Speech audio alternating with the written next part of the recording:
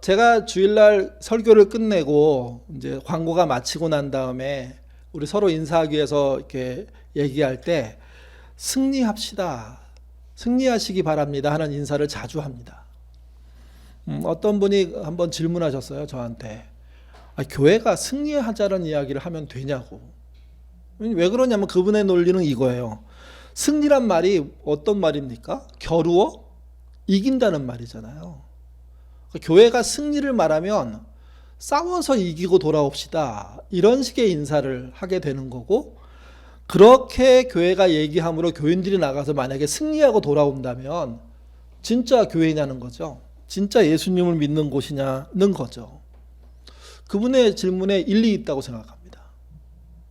다시 말씀드려서 제가 말하는 것과 교회가 말하는 승리가 만약 세상에 나가서 나의 상대방을, 다른 사람을 이기고 제압하고 뭔가를 빼앗고 돌아온다면 그 승리는 교회가 말하면 안 됩니다. 교회는 그런 승리를 말하지 않습니다. 보통 이 승리는 어디 쓰이냐면 운동 경기할 때 운동선수들이 쟁취하고 싶은 거죠. 이건 좀 이렇게 건전한 경우고, 아주 나쁜 경우는 군인들이 적을 제압해가지고 그 제압한다는 내용 속에는 죽이거나 부상을 입히거나 감옥에 가두거나 더 뭔가 하여튼 엄청난 일들이 벌어짐으로 말미암아 승리하는 것을 말하잖아요. 그러니까 그런 오해가 있을 수 있다는 겁니다. 근데 분명히 말씀드립니다. 그분에게도 말씀드렸지만 우리가 말하는 승리는 세상이 말하는 그 단어가 말하는 승리가 아니라는 거죠. 우리에게는 세상이 가질 수 없는, 이루려고 하지 않는 승리라는 방향이 있습니다. 그러니까 교인이 교인답게, 교회가 교회답게, 저는 이게 학교에서도 적용된다고 생각해요. 학교가 승리를 조장해서 남의 걸 빼앗고 친구들끼리 앉아있는데 너희들은 경쟁자야, 이렇게 얘기하는 건, 그거는 현실이 그렇더라도 문제가 있다고 생각하는 거예요. 그러니까 저는 학교만은 승리를 가르치면 안 된다고 생각해요. 성공하는 1%대라고 얘기하면 안 된다고 생각해요. 정말 세상과는 다른 승리를 얘기해야죠. 너희들은 친구니까 친구가 함께 연합해서 선을 이루는 삶을 살아라, 그게 너희들에게 주어진 승리야, 이렇게 말할 수 있어야 된다는 겁니다. 그렇다면 신자가 말해야 되는 승리는 뭘까요? 성경이 알려주는 승리는 뭘까요? 하나님은 어떤 승리를 우리에게 주신다고 말씀하실까요? 첫 번째, 이 승리에 대한 정리를 하려면 두 가지 정도로 명확해야 된다고 생각합니다. 첫 번째는 누구와 싸우는 거냐는 거죠. 적이 누구냐는 거예요. 성경에 말하는 하나님의 적은 사탄입니다. 사람이 아닙니다. 사람은 품어야 될 대상입니다.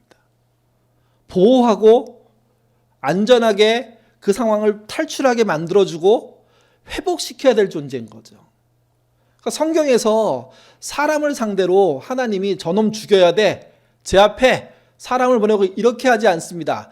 대부분 사탄에 대해서 그렇게 하는 거예요. 또 사탄을 추종하는 자들을 향해서 어쩔 수 없는 세속적인 승리의 모습이 드러나기도 하죠. 근데 그것은 무조건 사람을 제압해서 이기는 승리는 아닙니다. 예수님이 이 땅에 오셔서 다양한 곳에서 승리를 보여주세요. 그 중에 한 부분이 귀신 들린 현장에서 귀신을 제압함으로 승리를 보여주십니다. 그런 장면이 많은데 그 장면 중에 한 곳이 마태복음 12장 28절 같은 곳입니다. 여러 군데 있지만 하나만 찾아보면 같이 읽어보죠. 읽겠습니다. 그러나 내가 하나님의 성령을 힘입어 귀신을 쫓아내는 것이면 하나님의 나라가 이미 너에게 임하였느니라. 신자의 승리는 앞에서 말씀드렸지만 자신의 왕국을 만드는 게 아니에요. 하나님이 만드시는 왕국에 참여하는 거예요. 하나님이 귀신을 쫓아내니까, 사탄을 제압하니까 우리도 그럴 수 있어야 되는 거예요. 그래서 실제 예수님이 70명의 제자를 보내실 때 그들에게 어떤 능력을 주십니까? 귀신을 쫓아낼 능력을 주시죠.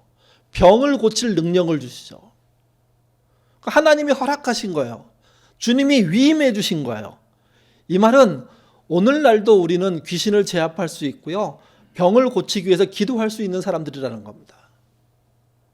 그러니까 우리가 누구와 싸웁니까? 우리는 사람과 싸우지 않아야 됩니다. 사탄과 싸워야 됩니다. 근데 사탄이라는 실체가 애매하잖아요. 사탄의 영향을 받아서 이 땅을 지배하려고 하는 사람들과 싸워야 됩니다. 근데 그 싸움도 그들을 잡아서 죽이기 위한 싸움이 아니고요. 그들이 돌아오도록 하는 싸움을 하는 거예요. 그래서 우리의 승리, 우리의 싸움이 어려워요. 가볍지가 않아요. 손해가 많아요. 비용이 많이 들어요. 이게. 어려우니까 돌아가면서 해야 돼요. 귀신 얘기하니까 요즘 이제 뭐 무속 얘기 많이 나오잖아요. 근데 여러분, 귀신과 무속 얘기를 할 때 우리는 영의 세계에서만 벌어지는 일이라고 생각해요. 아니요. 귀신과 무속을 얘기할 때 꼭 따라오는 게 있어요. 돈과 권력이에요. 귀신과 뭐 무속을 얘기하는 사람들이 관심은 귀신을 얼르고 달래가지고 내가 권력을 어떻게 잡을 수 있을까? 귀신을 얼르고 달래가지고 내가 돈을 얼마나 벌 수 있을까? 어떤 편법이 있을까? 이런 거에 관심이 있는 거예요. 그래서 사탄의 영역에 있다는 것은 영적인 세계만을 말하는 게 아니에요. 그것에 미쳐 있으면서 그 힘으로 뭘 하려고 하는 사람들, 돈을 끌어당기려고 하는 사람들, 불법과 편법으로 자기의 힘과 권력을 사용하려는 사람도 그 안에 포함되는 거예요. 그래서 그들을 사탄의 세력의 수하들로 말할 수 있어요. 우리는 그들에게 명확하게 행동해야 돼요. 그렇게 살면 안 되고 그렇게 살면 하나님으로부터 벌을 받을 수밖에 없다는 사실을. 우리가 벌을 줄 수는 없지만 하나님은 명확하게 벌을 주신다는 거죠. 이게. 그게 예수님이 이 땅에 오셔서 보여주신 귀신을 쫓아내는 행동에 들어있는 거예요. 두 번째, 그러니까 이제 우리가 첫 번째 누구랑 싸우는 거냐? 사탄과 사탄을 추종하는 세력들과 싸우는 거죠. 그리고 그들이 추구하는 권력과 돈과 싸우는 거예요. 두 번째는 어떻게 싸워야 할까? 수단 방법 가리지 않고 막 그냥 죽이면 되는 걸까? 아닙니다. 예수님께서 사탄에게 승리하셨다는 것을 보고 어떻게 승리하셨지를 찾아보셔야 됩니다. 두 가지 현상으로 나타나요. 쫓아냄으로 승리하세요. 사탄을. 근데 끝에 가보시면 쫓아내는 걸 하지 않고 자신이 죽는 걸로 하세요. 이걸 이제 어려운 말로 그렇게 얘기하더라고요. 지면서 승리한다고. 진 듯하지만 결국은 승리하는 게 예수님의 방법이라고. 문제는 이거예요. 그분의 방법을 우리가 이 땅에서 다른 어디에서 배워본 적이 없어요. 만약에 우리의 부모님들이, 우리의 선생님들이 너희가 싸울 때 져주는 싸움을 해라. 져도 이길 수 있는 거라. 만약에 그렇게 초지인간 가르쳐 주셨다면 우리가 힌트를 얻었을 거예요. 근데 우리는 같은 친구들도 경쟁자야. 결국은 너랑 싸우게 될 거야. 라는 세상 속에 살았던 거죠. 그러니까 예수님의 방법이 교회에 나온 모든 분들에게 은혜가 되기도 하지만 반대로요. 한동안은 의문이 돼요. 왜? 예수님처럼 세상에 살았다가는 죽기 딱 알맞거든요. 당하기 딱 알맞거든요. 아니 어떻게 지면서 이겨? 어떻게 약함으로 이겨? 말도 안 되죠. 근데 주님은 그걸 보여주셨어요. 분명한 건 이거예요. 이거는요. 우리에게 장점이지만 반대로 애로사항이에요. 이거. 잘 해결이 안 되는 거예요. 이거요. 하나님께서 원하시는 싸움에 대한 이야기를 할 때 여러 군데를 볼 수 있는데 그 중에 한 곳이 이사야서 42장 1절에서 4절입니다. 같이 우리 앞에 나와 있는 말씀 읽어보도록 하겠습니다. 내가 붙드는 나의 종, 내 마음에 기뻐하는 자, 곧 내가 택한 사람을 보라. 내가 나의 영을 그에게 그가 이방에 정의를 베풀이라. 그는 외치지 아니하며 목소리를 높이지 아니하며 그 소리를 거리에 들리게 하지 아니하며 상한 갈대를 꺾지 아니하며 꺼져가는 등불을 끄지 아니하고 진실로 정의를 시행할 것이며 그는 쇠하지 아니하며 낙담하지 아니하고 세상에 정의를 세우기를 이르니 섬들이 그 교훈을 앙망하리라. 여러분, 누군가와 싸워서 이기는 사람의 태도, 접근 방법이 이러면 될까요? 이 방법이 익숙한 방법이 아니에요. 어떤 되게 내성적이고 착한 분이 늘 손해를 보니까 아내가 늘 열받아요. 근데 어느 날 굉장히 자신이 위기를 당하니까 화를 버럭 내더래요. 그때 아내가 그렇게 얘기했어요. 평상시에 그렇게 화를 좀 내봐. 그러면 당신의 입지가 분명해질 거야. 싫은 건 싫다고 말하고 아닌 건 아니라고 말해야 돼. 여러분, 늘 조용해서 늘 내성적이어서 늘 착해서 손해보는 사람에게 그렇게 조언하는 건 정말 가까이 있는 아내로서는 할 수 있는 일이에요. 근데 이 조언은 어떤 조언이냐면, 야, 네가 정말 승리하고 싶냐? 그러면 보통 세상 사람들이 하는 방법과 반대로 하라는 얘기를 하고 있는 거예요, 이게요. 생각해 보세요. 적과 싸우는데 외치지 않아요. 목소리를 높이지 않아요. 소리가 거리에 들리지 않게 해요. 그럼 백발백중 허점이 생기죠. 기가 눌리죠. 이게. 한 걸음 더 나가요. 상한 갈대를 꺾지 아니하고 꺼져가는 등불을 끄지 않는 싸움을 하래요. 아, 그게 말이 돼요? 상한 갈대를 보는 순간 확 쳐가지고 아예 일어서지 못하게 만들어야죠. 꺼져가는 등불 후 부는 게 아니라 내가 부를 수 있는 최대한 힘으로 바람을 불어서 없애버려야죠. 그래서 그들이 다시 살아날 거 발로 밟아야죠. 근데 아니에요, 이게. 그러니까 세상이 말하는 용감하고 용맹하고 대단한 힘과 권력과 무기로 이기라는 게 아니에요. 그 뒤에 뭐라고 얘기합니까? 진실로 정의를 시행함으로 이기라는 거죠.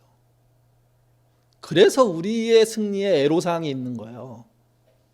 심지어 성경 얘기를 해도 교인들끼리 어느 교인들은 이해하지 못하는 일이 있는 거예요.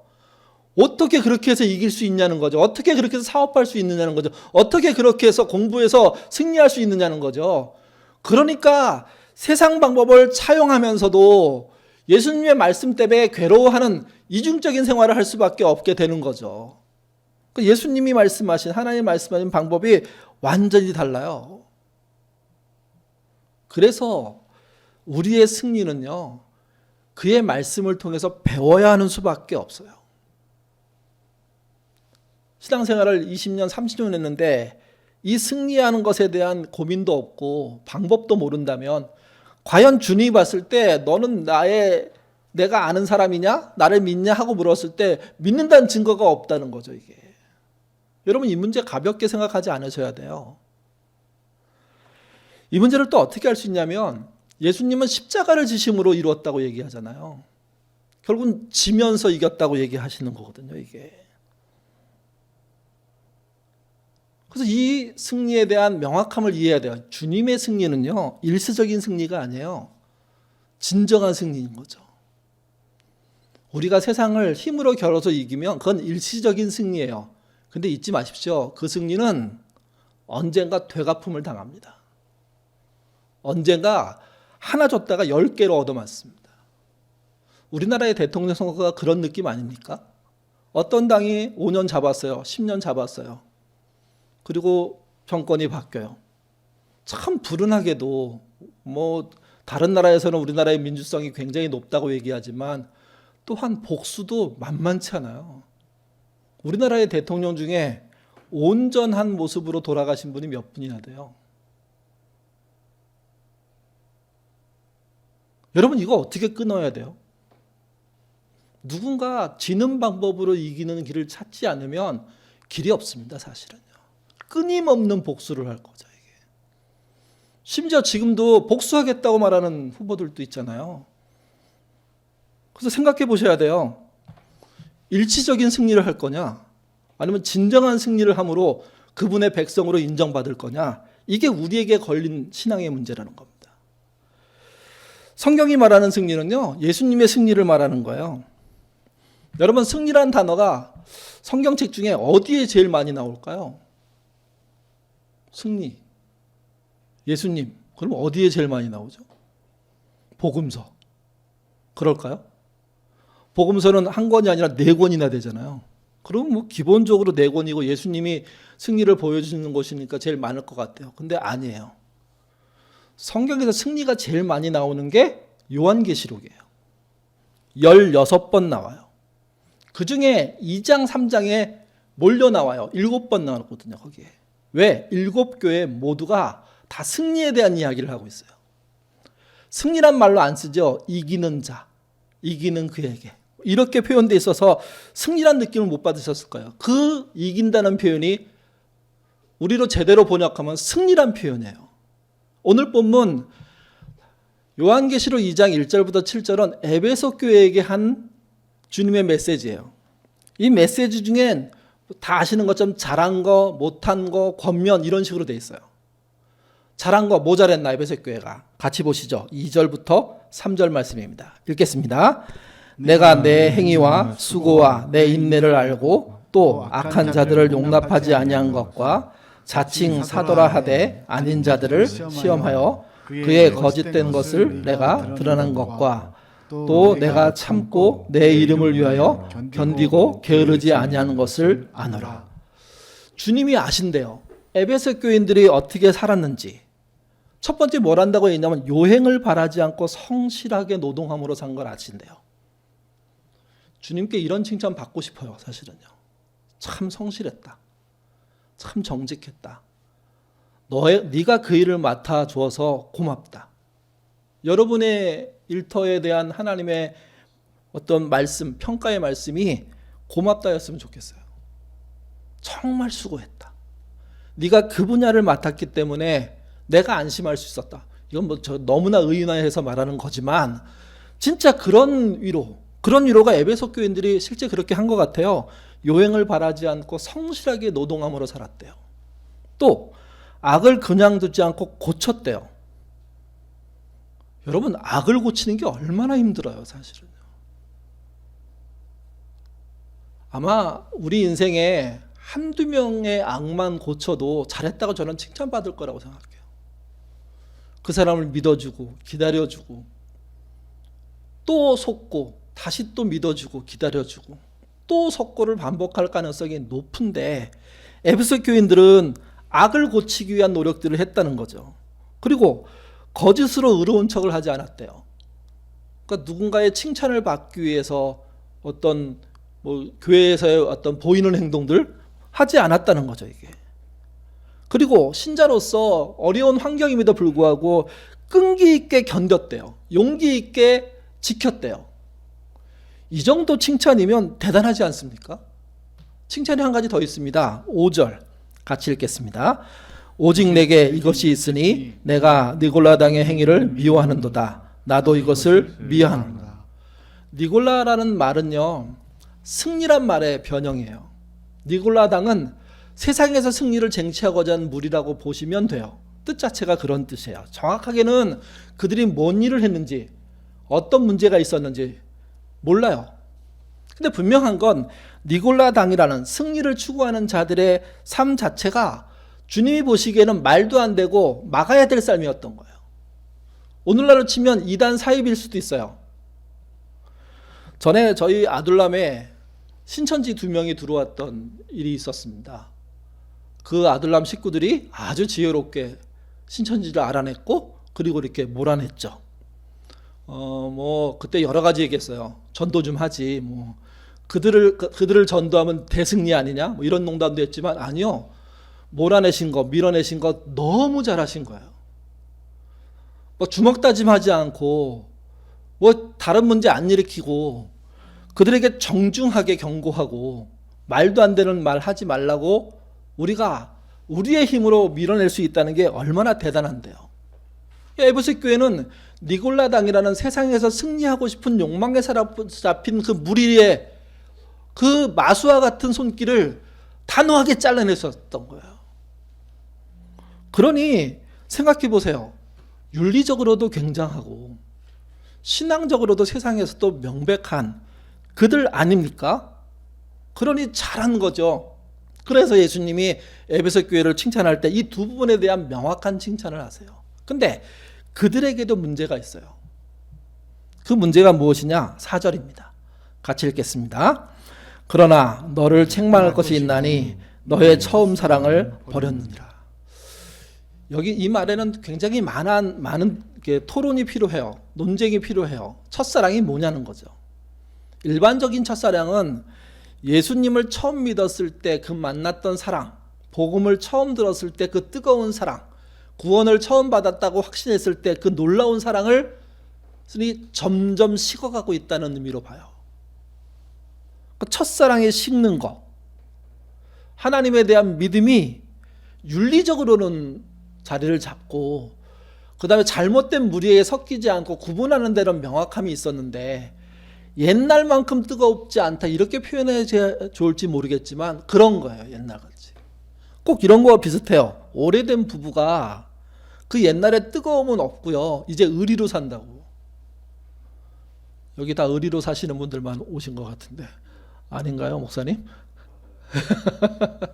가장 젊으니까 여기는 좀 다르겠지 하고 다른 분들은 제 말이 틀렸겠죠? 의리로 살지 않으시죠? 네? 의리로 사세요? 좀 더 좋게 말하면 우정으로. 근데 저는 그 우정이 사랑을 기반으로 하는 우정이라고는 믿어요. 근데 옛날만큼 뜨겁지 않다는 것은 좋은 일인지 나쁜 일인지는 좀 생각해 봐야 돼요. 그러니까 인간관계에서는 오래되면 진득하고 묵직하고 서로 정말 은근하면서도 끈기 있게 지켜주는 사랑이 필요하겠죠. 근데 주님과의 사랑 문제에서는 좀 다르게 표현되는 것 같아요. 여전히 뜨거워야 된다고 얘기하는 것 같아요. 여전히 그 첫사랑이 지속 확장돼야 된다고 얘기하는 것 같아요. 에베소 교인들은 지속 확장은 안 일어난 상태에서 윤리적으로 그리고 세상의 시류에 휘둘리지 않는 정도까지는 간 거죠. 근데 주님은 그걸 안타까워하셨어요. 왜 너희가 나를 처음 만났을 때, 처음 구원을 얘기했을 때 정말 기뻐하고 감사하고 정말 뜨거워지고 모든 것을 드릴 수 있다는 마음으로 살았는데 왜 지금은 안 그러냐?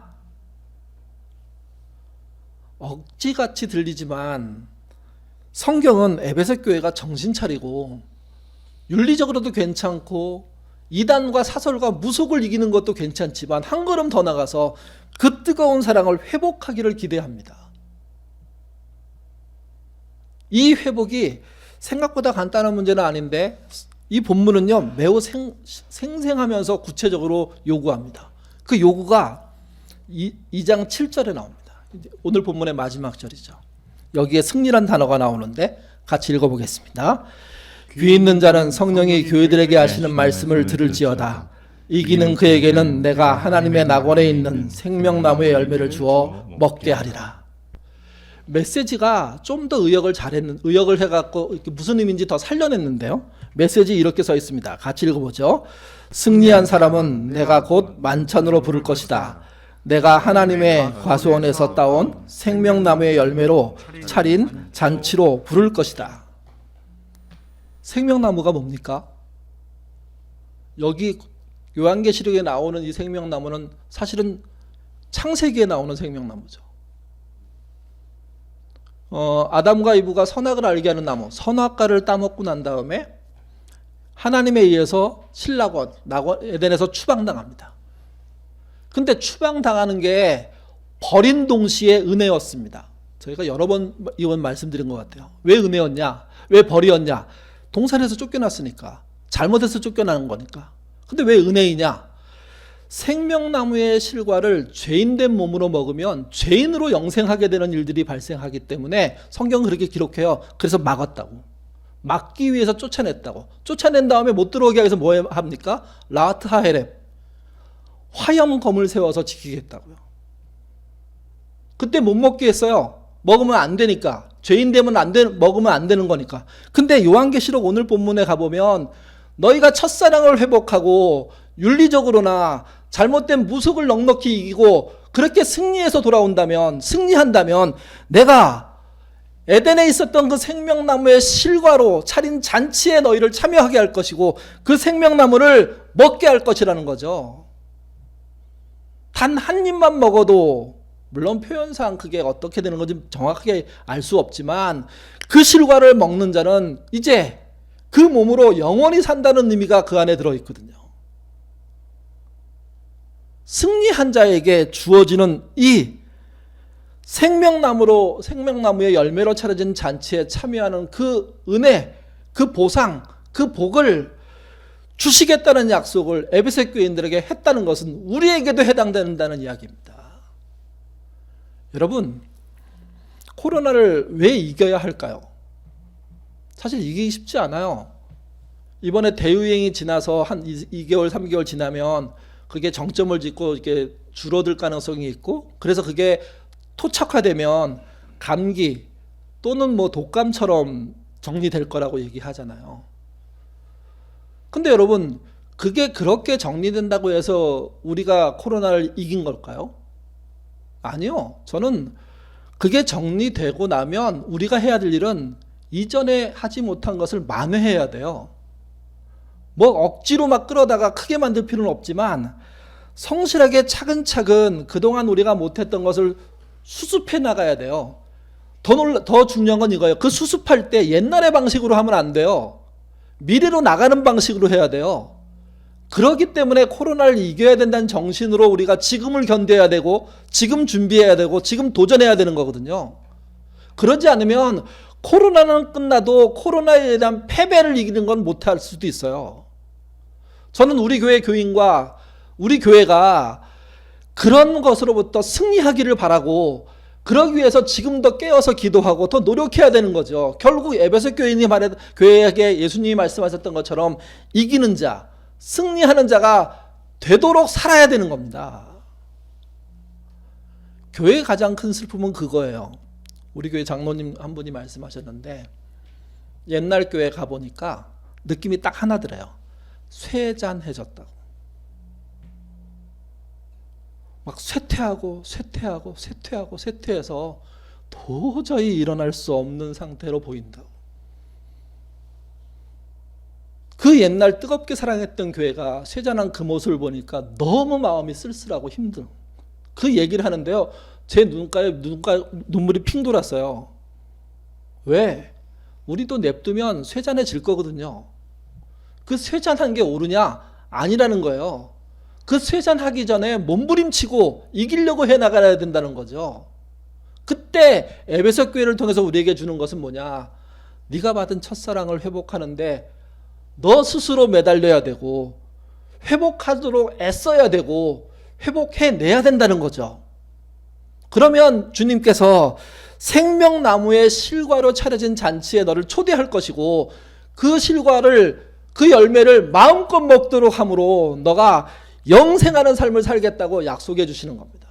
우리는 이 약속을 받을 수 있는 사람입니다. 아니, 이 약속을 이미 받은 사람들입니다. 그러면 승리한 자답게 도전하고 승리한 자답게 포기하지 않고 승리한 자답게 할 수 있는 첫사랑 회복을 위해서 노력하는 신자가 돼야 되지 않겠습니까? 우리 승리해야 합니다. 우리 꼭 승리합시다. 그런 자리에 들어가시는 저와 여러분 되시기를 주님의 이름으로 부탁드립니다. 기도하겠습니다. 우리의 승리는 따놓은 듯하지만 아직 이루어야 될 게 많은 과정이 남아 있습니다. 주님이 승리하셨기 때문에 우리는 그 길을 따라가게 될 것입니다. 근데 너무나 많은 크리스찬들이 주님이 처음 주었던 그 사랑을 잊어버린 채 윤리적으로는 그럴듯하고 또 무속이나 세속에 휘말리지 않는 정도에서는 그럴듯한 그런 애매한 상태를 유지하고 있진 않은지 오늘 말씀을 통해서 생각하는 우리 예인 식구들 되도록 인도하여 주옵소서.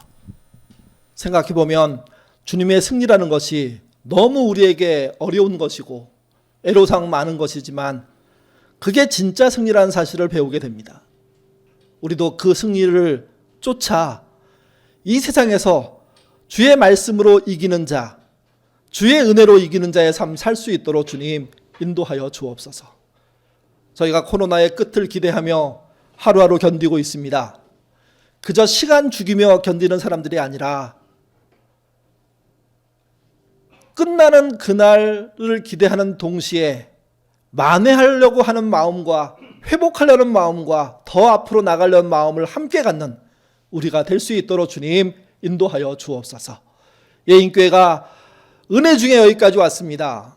그러나 분립 이후에 여러 가지 문제로 어려워진 것도 또한 사실입니다.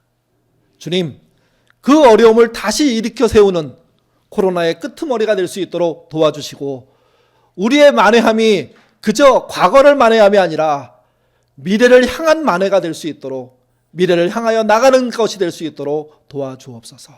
특별히 우리 교회도 다른 역사적인 교회들처럼 쇠잔해지지 않게 도와주시고, 쇠잔해지지 않도록 노력하는 뜨거운 사랑이 우리들에게 넘칠 수 있도록 주님 인도하여 주옵소서. 개인의 신앙도 그러기를 원합니다.